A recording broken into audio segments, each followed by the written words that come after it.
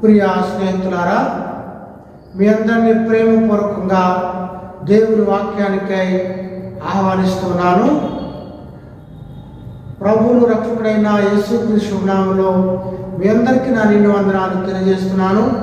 ఇట్టి తరుణం మనకిచ్చినందుకై దేవాది దేవునికి నా నిండు కృతజ్ఞతలు తెలియజేస్తున్నాను. ఈరోజు మన వాక్య భాగ ధ్యాన నిమిత్తమై ప్రకటన గ్రంథము 21వ అధ్యాయము కొద్ది నిమిషాలు ధ్యానం చేద్దాం. వాక్యాన్ని చదువుకుని ప్రార్థనతో ముందుకెళ్దాము. ప్రకటన గ్రంథము 21వ అధ్యాయము 1వ వచనాన్ని చదువుతూ ఉన్నాను. అంతటా నేను క్రొత్త ఆకాశమును క్రొత్త భూమిని చూచితిని.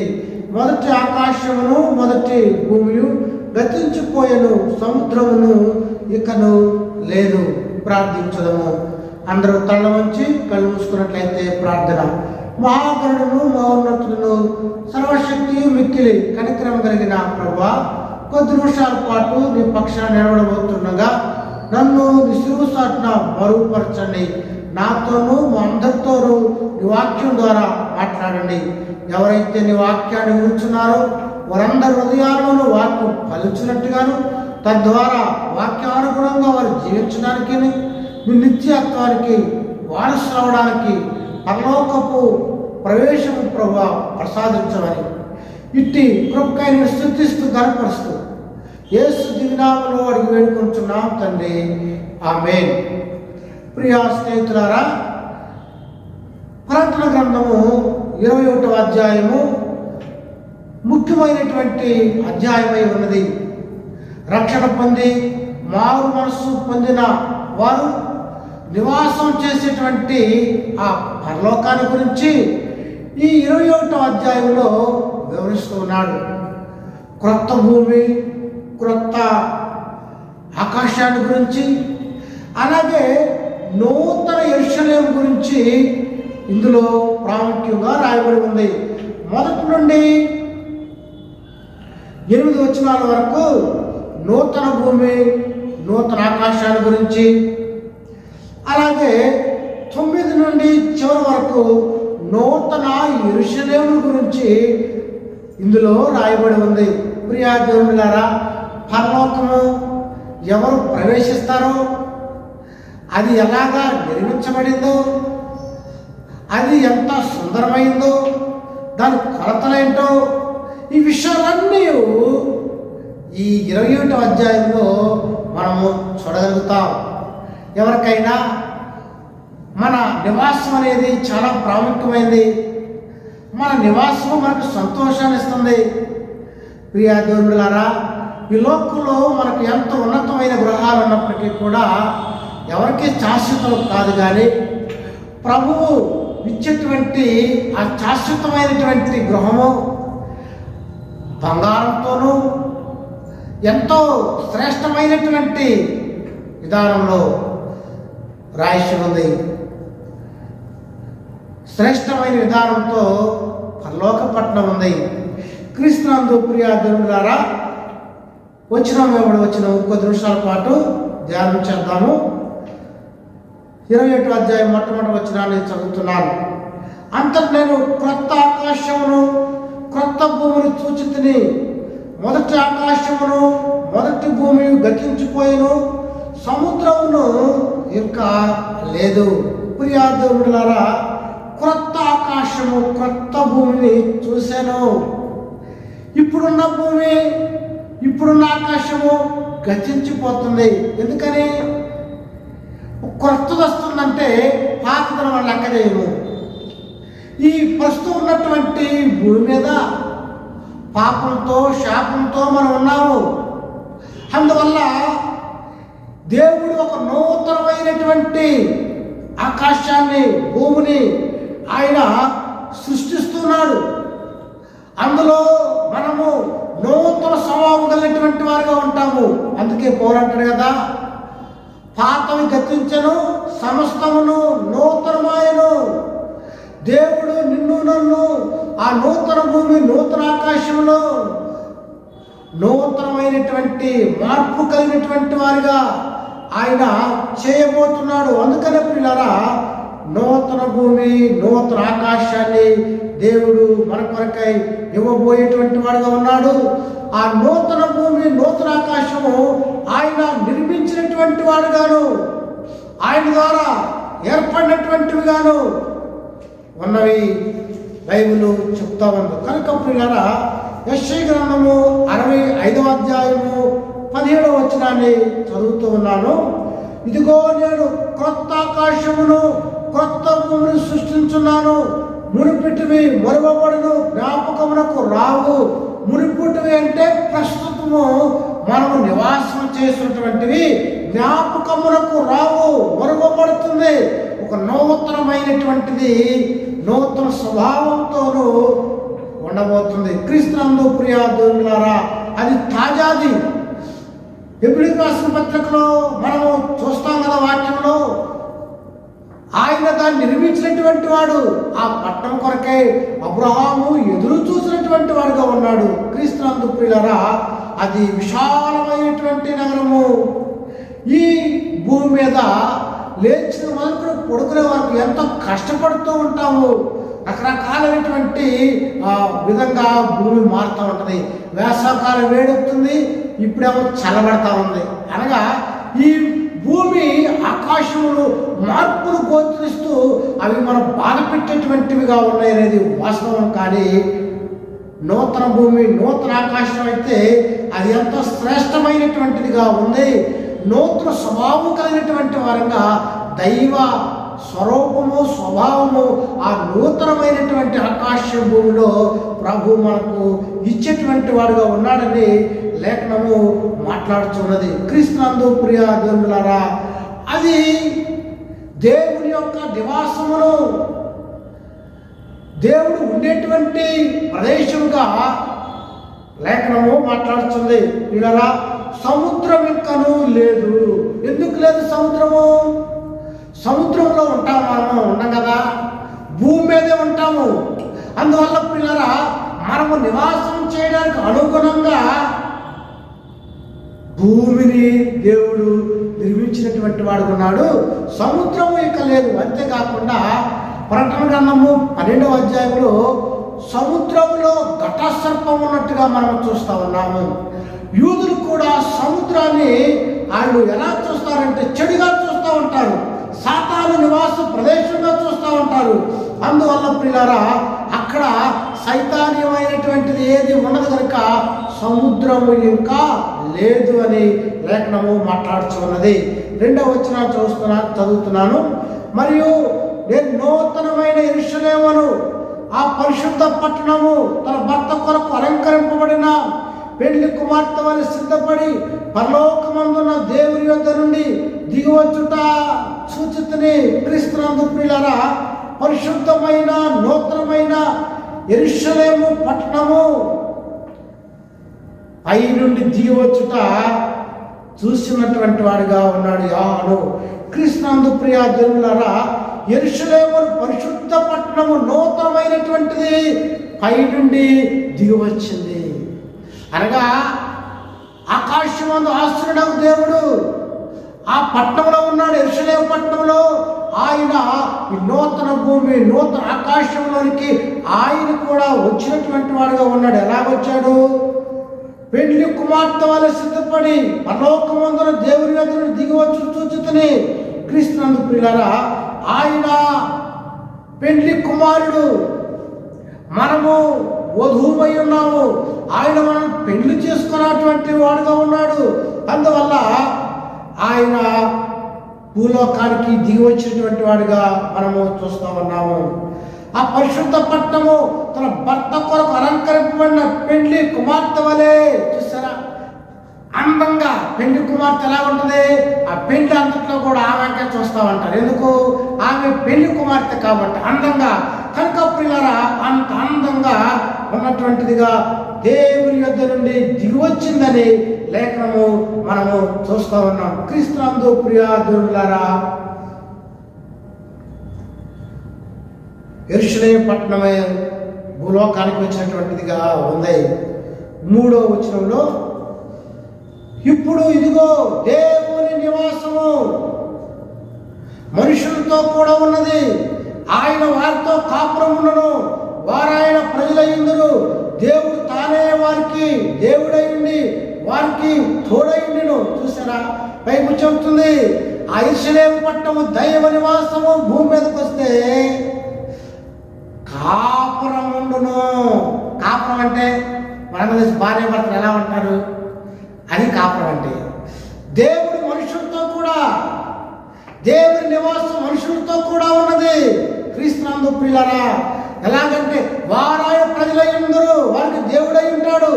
దేవుడు ఇశ్రాయేలుతో ఈ వాగ్దానం చేస్తున్నాడు, మీరు నాకు ప్రజలై ఉంటారు, నేను దేవుడయ్యుందును, భూమి మీద నేను మాత్రమే వెలిగి ఉన్నాను. ప్రపంచంలో చాలా జాతులు ఉన్నాయి, కానీ దేవుడు ప్రత్యేకంగా ఇశ్రాయేలు జాతిని ఏర్పాటు చేసుకుని నేను మీకు దేవుడును, మీరు నాకు ప్రజలు, కలిసి కాపురం చేస్తాము. ప్రియా దేవుని బిడ్డలారా, వాట్ ఎ వండర్ఫుల్. ఏ బిడ్డలైనా పెళ్ళైనాక కాపురం సరిగా ఉందా, కాపురం సరిగా ఉందా అంటారు. అంటే వారు అంత అన్యోన్యంగా ప్రేమ ఆప్యాయతలో ఆ బంధానికి అయినటువంటి వారిగా దేవుడు ఆ పరిశుద్ధమైన యెరూషలేము పట్టణంలో ఆయన ప్రజలమైన మనతో అంత అన్యోన్య సహవాసంగా కలిగి ఉండాలని ప్రభువు మాట్లాడుతున్నాడు. క్రీస్తునందు ప్రియా దేవులారా, దేవుడు తానే వారి దేవుడయ్యుండి వారికి తోడుగా ఉండును. వీళ్ళారు ఎవరు మనకు తోడు? దేవాది దేవుడు మానవులమైన మనకు తోడుగా ఉంటా అన్నాడు. పిల్లరా, ఈ లోకంలో ఒక మానవుడు తోడు ఎప్పుడు పోతుందో తెలియదు. Because we have no guarantee to our lives. మన జీవితాలకు గ్యారెంటీ లేదు, కానీ శాశ్వతమైన నిత్య నివాసి దేవుడే మనతో నివాసం చేస్తానంటున్నాడు. 4వ వచనంలో ఆ యెరూషలేము పట్టణంలో ఉండేటువంటి ఆయన ఏం చేస్తాడంటే, ఆయన వారి కన్నుల ప్రతి బాష్ప బిందువును తుడిచివేయును. మరణం ఇక ఉండదు, దుఃఖమైనను, ఏడ్పైనను, వేదనైనను ఇక ఉండదు. మొదటి సంగతులు గతించిపోయిను, సింహాసనం నుండి వచ్చిన గొప్ప స్వరం చెప్పారు. వీటిని ప్రియా దేవులారా, యోహాను విన్నాడు. ఏ విన్నాడు? వారి కన్నుల బాష్ప బిందువులు తుడిచివేయును. చూసారా, ప్రభు కన్నీటిని తుడిచేవాడు. ఈ లోకంలో వేదన లేని జీవితం ఉంటుందా? కష్టాలు లేనటువంటి వారు ఎవరు ఉన్నారా? ఎవరైనా తీయగలరా? ఎవరు కన్నీరైనా? కన్నీరు తీయలేరు. కానీ ప్రియులారా, ప్రభువు ప్రతి విధమైనటువంటి ఆయన కన్నీరును తీసేసినటువంటి వాడుగా ఉన్నాడు. మన ప్రభు కన్నీరు తుడిచేటువంటి వాడుగా ఉన్నాడు. క్రీస్తునందు ప్రియా దేవులారా, ప్రభు కూడా కన్నీరు కార్చాడు ఈ లోకంలో ఉన్నప్పుడు. లాజరు సమాధి దగ్గర యెరూషలేమును చూసినప్పుడు వేదన పడ్డాడు. కనుక ఆయన అనేకుల కన్నీరు తుడిచినటువంటి వాడుగా ఉన్నాడు. కనుక బైబిల్ చెప్తుంది, ప్రతి బాష్ప బిందువును ఆయన తుడిచివేస్తాడు. మరణం ఇక ఉండదు. ఆ పరలోక పట్టణంలో మరణం అనేటువంటిది లేదు. యెరూషలేము పట్టణంలో, ఈ లోకంలో మనిషి దేనికన్నా భయపడతాడంటే అది మరణానికే, కానీ మరణ భయం అనేటువంటిది లేదు. దుఃఖమైనను, వేడిపైనను, వేదనైన ఉండదు. క్రీస్తునందు ప్రియులారా, అక్కడ ఎలాంటి బాధ, వేదన అనేటువంటిది లేదు. శ్రేష్టమైనటువంటి జీవితాన్ని ప్రభు మనకిచ్చినటువంటి వాడుగా ఉన్నాడు. 5వ వచనాన్ని చదువుతున్నాను. అప్పుడు సింహాసనాసనుడైన వాడు, ఇదిగో సమస్తమును నూతనమైనదిగా చేర్చున్నానని చెప్పాను. మరి ఈ మాటలు నమ్మకమును నిజమైన కనుక రాయమని ఆయన నాతో చెప్పుచున్నాడు. క్రీస్తునందు ప్రియా దేవులారా, సమస్తమును కూడా నూతనంగా అంటే ఆయన పరిపూర్ణం చేయబోతున్నాడు. ఈ లోకంలో మన పరిపూర్ణమా కాదు, కానీ పరలోకంలో మనం పరిపూర్ణంగా చేయబోతున్నాడు. ప్రియా దేవులారా, పౌలు అంటాడు 1 కొరింథీ 4:16 చూస్తాం కదా, బాహ్య పురుషుడు నశించును, అంతరంగ పురుషుడు దినదినము నూతనపరచబడుతున్నాడు. ఆయన మనలను పరిపూర్ణంగా చేయబోతున్నాడు. అందుకే బైబిల్ చెబుతుంది, పాతవి గతించను, సమస్తమును నూతనమయ్యను. ఇదిగో సమస్తమును నూతనముగా ఆయన చేయబోతున్నాడు. ప్రియా దేవులారా, మనం ఇప్పుడు ప్రాచీన స్వభావంతో ఈ లోకంలో ఉండవచ్చు, కానీ మన స్వభావాన్ని మార్చి నూతనమైనటువంటి వ్యక్తులుగా ఆయన చేయబోతున్నాడు. అనగా సత్యము యథార్థంగా ఆయన చేయబోతున్నాడని జ్ఞాపకం చేసుకుంది. అందుకని ఈ మాట నమ్మకమును నిజమునై వాస్తవము సత్యమైనవి. ఆయన మాటలు అవి లిఖితం చేయమని యోహానుతో చెప్తా ఉన్నాడు. 6వ వచనాన్ని చదువుతున్నాను. మరి వారు నాతో ఇట్లను సమస్తమైనవి నేనే,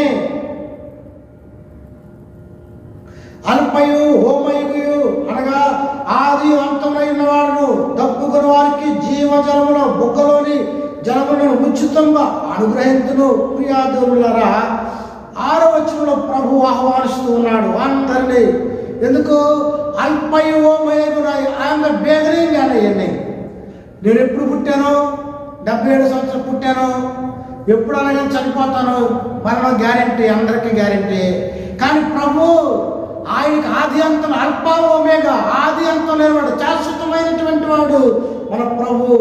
అంతేకాకుండా దప్పికొన్న వారికి జీవజలమును బొగ్గలోని జలములను ఉచితంగా క్రీస్తునందు. ప్రియాదేవులారా, మన ప్రభువు జీవజలాన్ని ఇచ్చేటువంటి వాడుగా కదా. నీళ్లు ఎక్కడైనా తాగుతాం, ఎప్పుడైనా తాగుతాం, ఎంతమందిలో ఉన్నా తాగుతాం. It's essential water. సిగ్గుపడము నీళ్ళు తాగడానికి. ఎందుకు? అవసరం కదా, లేకపోతే శరీరం ఉండలేదు. కనుక పిల్లరా, ప్రభు అయితే మనం తాక్కోకుండా ఉండలేము, సిగ్గు లేకుండా తాగుతాము. ప్రభు అలాగే అలాంటి జీవజలాన్ని, అది తాగేవాడు ఎన్నటికీ దప్పిగలటువంటి ఆ జీవజలాన్ని ప్రభు ఇచ్చేటువంటి వాడుగా ఉన్నాడని లేఖనం మాట్లాడుతుంది. ఆయన సమరయ స్త్రీకి ఇచ్చాడు, ఆమె నిత్య జీవానికి వారసులుగా చేశాడు. కనుక ప్రియులారా, ఆయన జీవజలాన్ని ఇచ్చేటువంటి వాడుగా ఉన్నాడు క్రీస్తునందు. ప్రియాదేవులారా, 7వ వచనం చదువుతున్నాను. జయించువాడు వీటిని సంతరించుకొనును, నేను అతనికి దేవుడై ఉందును, అతడు నా కుమారుడై ఉంటాడు. జయించడం అంటే ఎలా జయిస్తాము? విశ్వాసం ద్వారా, ప్రార్థన ద్వారా. ఈ లోకాన్ని జయించేటువంటి వారిగా ఉండాలి మనము క్రీస్తునందు. ప్రియులారా, జయించేవారికి వీటిని సంతరించుకొనును, నేను అతనికి దేవుడిగా ఉంటాను. ప్రియులారా, దేవుడు మనకు దేవుడిగా ఉన్నాడు. ఆయన ప్రభు మనకు దేవుడిగా ఉన్నాడు. విశ్వాసం ద్వారా, విశ్వాసం ఉన్నవారికి కొదువేమీ ఉండదు. విశ్వాసం వీరులుగా ఉండాలని ప్రభు మాట్లాడుతుంది. ప్రియులారా, జయించే వారికి తెల్లరాత్రి ఇస్తా అన్నాడు ఆయన. ఈ లోకంలో దేవుని ద్వారానే మనం విజయం పొందుతామని జ్ఞాపకం ఉంచుకోవాలి. 8వ వచనంలో, పిరికి వారును, అవిశ్వాసులను, అసహ్యులను, నరహంతకులను, వ్యభిచారులను, మాంత్రికులను, విగ్రహారాధికులను, అబద్ధికులందరూ అగ్నిగంధకములో మండు గుండములో పాలు పంపు పొందుదురు. ఇది 2వ మరణము. క్రీస్తునందు. ప్రియులారా, పరలోకంలో ఎవరు ప్రవేశింపురో కూడా చెప్తా ఉన్నాడు. ఎవరు? పిరికి వారును అనగా ప్రభు చేత తిరస్కారం పొందినటువంటి వారు, పరలోకంలో నుండి అనర్హులను ప్రభు సెలవిస్తున్నాడు. పిరికివారు, అవిశ్వాసులు, అసహ్యులు, నరహంతకులు, వ్యభిచారులు, మాంత్రికులు వీరందరూ కూడా అగ్నిగుండంలో పాలు పంపులు పొందురు. అగ్నిగుండంలో పాలు పంపులు చదువుతారు. పిల్లరా, ఈ లక్షణాలు లేనిటువంటి వారిగా మనము ప్రభు కొరకు ఎత్తబడేటువంటి వారు ఉండాలని లేఖనము మాట్లాడుతున్నది. 9వ వచనం నుండి 27వ వచనం వరకు నూతన యెరూషలేము గురించి లేఖనము మాట్లాడుతుంది. 9వ వచనంలో నూతన యెరూషలేము యొక్క స్వభావం గురించి ఉంది.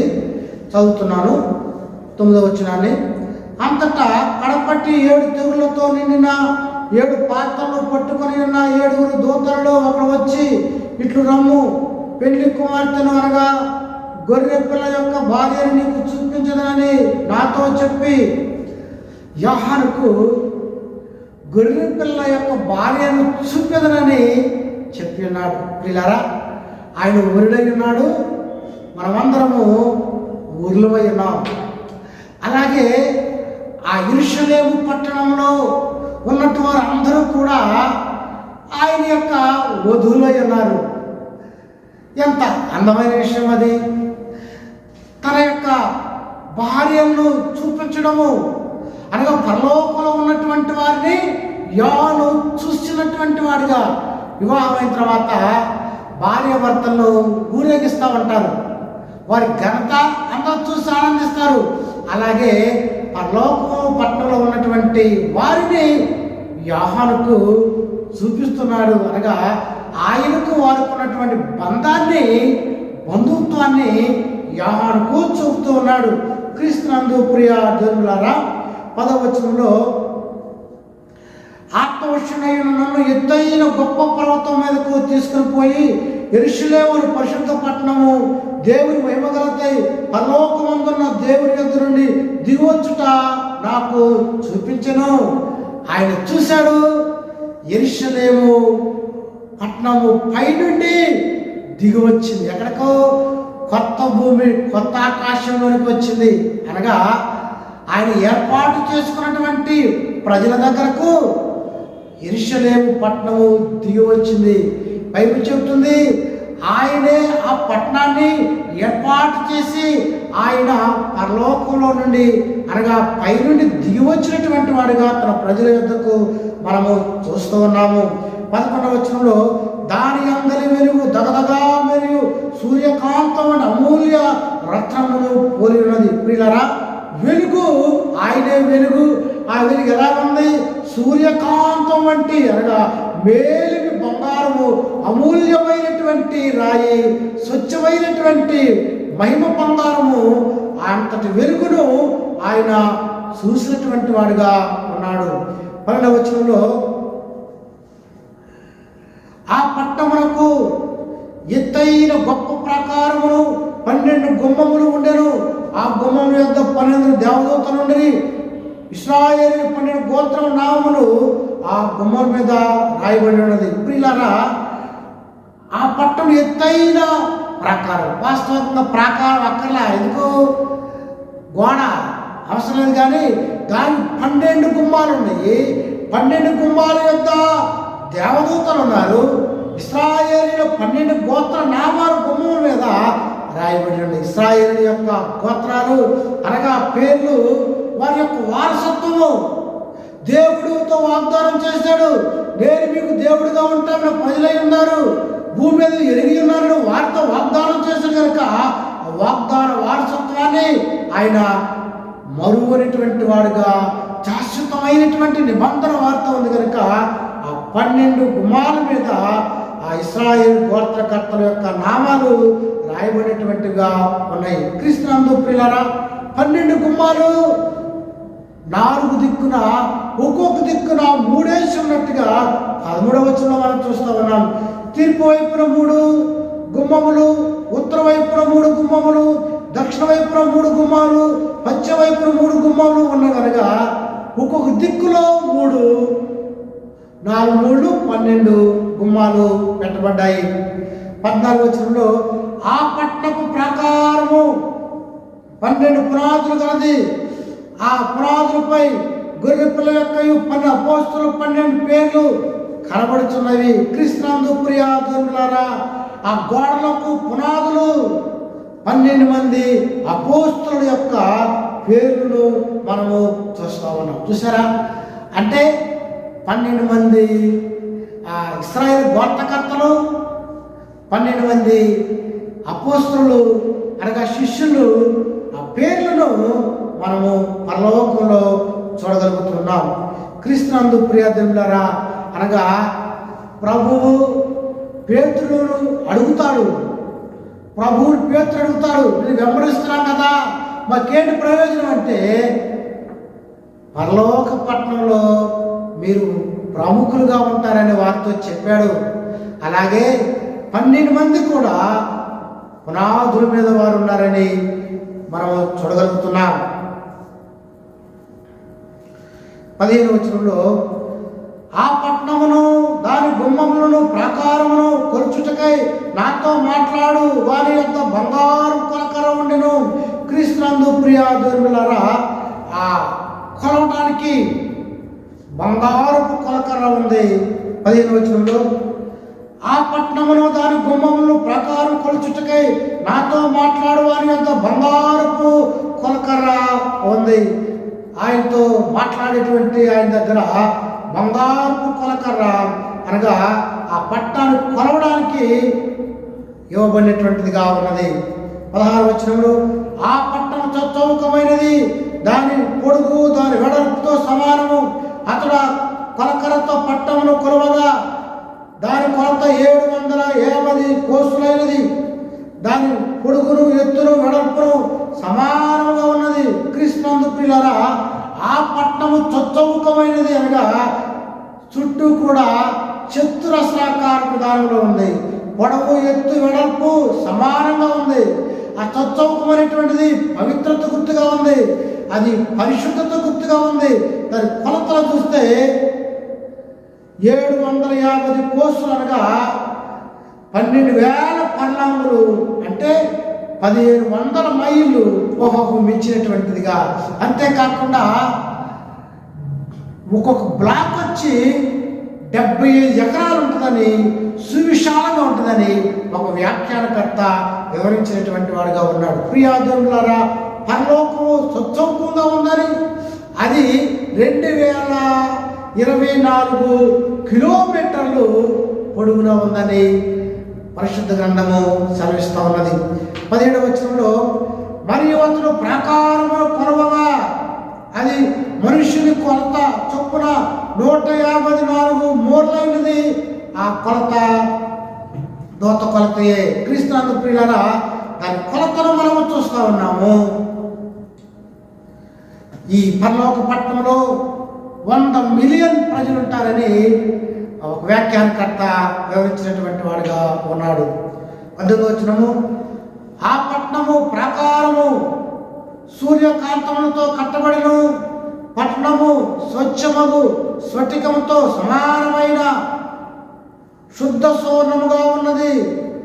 ఆ పట్టణం ప్రాకారం పునాలు అమూల్యమైన నానా రత్నములతో అలంకరింపబడిను. క్రీస్తునందు ప్రియాదేవులారా, ఈ ప్రాకారం యొక్క నిర్మాణము ఎలా ఉందో మనం చూస్తా ఉన్నాం. స్వచ్ఛమైనటువంటి స్ఫటికముతో, స్ఫటికం అంటే స్వచ్ఛమైనటువంటి రాయ, వాటితో నిర్మాణం. శుద్ధ సువర్ణము, సువర్ణం అంటే మన శుద్ధమైందంటే మేలిమి బంగారంతో, విలువైనటువంటి వాళ్ళతో అది ఏర్పాటు చేయబడినటువంటిదిగా మనము చూడగలుగుతున్నాం. క్రీస్తునందు ప్రియులారా, నానావిధ రత్నములతో అలంకరింపబడిందని. మొదటిది సూర్యకాంతపురాయి, 2వది నీలము, 3వది యమునారాయి, 4వది పచ్చ, 5వది వైడూర్యము, 6వది కెంపు, 7వది సువర్ణరత్నము, 8వది గోమేదకము, 9వది పుణ్యరాగము, 10వది సువర్ణల సునీయము, 11వది పద్మరాగము, 12వది సుగంధము. ప్రియాదేవులారా, ఇలాంటి శ్రేష్టమైనటువంటి వాటితో పరలోక పట్టణము నిర్మాణమైనటువంటిదిగా మనము చూడగలుగుతున్నాం. 21వ వచనం నుండి 7వ వచనం చదువుతున్నాను. దాని 12 గుమ్మములు, 12 ముత్యములు, ఒక్కొక్క గుమ్మము ఒక్కొక్క ముత్యంతో కట్టబడి ఉన్నది. పట్నపు రాజవీధి శుద్ధ సువర్ణమైన స్వచ్ఛమైన స్ఫటికమును పోలి ఉన్నది. క్రీస్తునందు ప్రియులారా, దాని 12 గుమ్మాలు 12 ముత్యాలతో పలకబడింది. చూసారా ఎంత అమూల్యమైనగా పరలోక పట్టణం ఏర్పాటు చేయబడిందో. ఒక్కొక్క గుమ్మము ఒక్కొక్క ముత్యంతో కట్టబడింది. చిన్న ముత్యం చూస్తేనే మనం ఆశ్చర్యపడతాం, కానీ ఒక్కొక్క ముత్యము ఒక్కొక్క గుమ్మము తయారు చేయడం. ఒక్క ముత్యంతో ఒక గుమ్మం అంటే అది ఎంత పెద్దదో మనం చూడగలుగుతున్నాం. క్రీస్తునందు ప్రియాదేవులారా, 22వ వచనము దానిలో ఏ దేవాలయము నాకు కనబడలేదు. సర్వాధికారి అయిన దేవుడవు ప్రభువును గొర్రె పిల్లయు దానికి దేవాలయమై ఉన్నాడు. దేవాలయము మన ఆరాధన చేయడానికి వాడుతూ ఉంటాం, కానీ అక్కడ చర్చి లేదు. ఎందుకు లేదు? ఆయనే దేవాలయము. ఆయన ఎక్కడుంటే అక్కడే ఆరాధన. పరలోకం నిత్యం ఆరాధనే. చదువుతున్నాను. దానిలో ఏ దేవాలయము నాకు కనబడలేదు. సర్వాధికారి అయిన దేవుడకు ప్రభు గొర్రె పిల్లయు దానికి దేవాలయమై ఉన్నాడు. క్రీస్తునందు ప్రియులారా, దేవాలయం లేదు పరలోకంలో. ఎందుకు లేదు? దేవాలయ సృష్టికర్త ఆయనే, ఆయనే ఆరాధన హరుడు. ఆయన ఎక్కడుంటే అక్కడే ఆరాధన. అందువల్ల ఆ దేవాలయం అయినటువంటి ఆయనే అక్కడున్నాడు కనుక ఇక దేవాలయంతో పని లేదు. అందువల్ల పరలోకంలో దేవాలయం అనేటువంటిది లేదు కనుక పరలోకంలో దేవాలయము లేదు. దానిలో ఏ దేవాలయం నాకు కనబడలేదు.